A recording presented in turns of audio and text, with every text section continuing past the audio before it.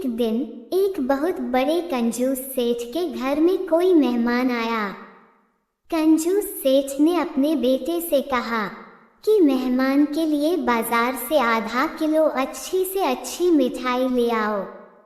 पिता की बात सुनकर बेटा बाजार गया और कई घंटों बाद खाली हाथ वापस लौट आया। कंजूस बाप ने बेटे से पूछा कि मिठाई कहाँ है। बेटे ने बताना शुरू किया कि पिताजी, मैं मिठाई लेने हलवाई की दुकान पर गया और हलवाई से बोला कि आधा किलो सबसे अच्छी वाली मिठाई दे दो। तो हलवाई ने कहा कि ऐसी मिठाई दूंगा जो बिल्कुल मक्खन जैसी ताजी होगी। हलवाई की बात सुनकर मैंने सोचा कि क्यों न मैं मक्खन ही खरीद लूं।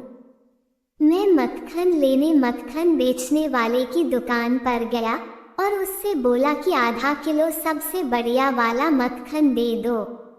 दुकान वाला बोला कि मैं आपको बिल्कुल शहद जैसा मक्खन दूंगा। मक्खन वाले की बात सुनकर मैंने बहुत गंभीरता से सोचा कि क्यों ना मेहमान के लिए शहद ही ले चलूं।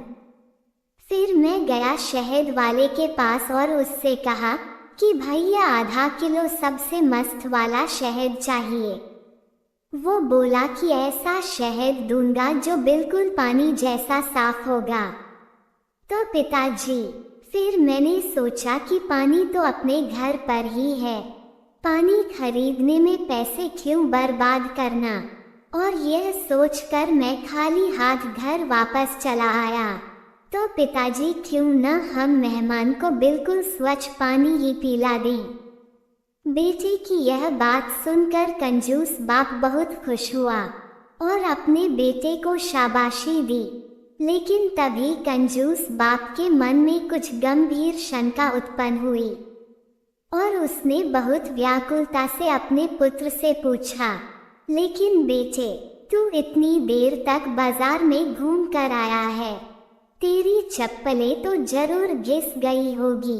बेटे ने जवाब दिया कि पिताजी, मैं इतना भी नादान नहीं हूँ कि अपनी चप्पलें पहनकर बाजार जाऊं। ये तो उस मेहमान की चप्पलें हैं जो अपने घर पर आया हुआ है।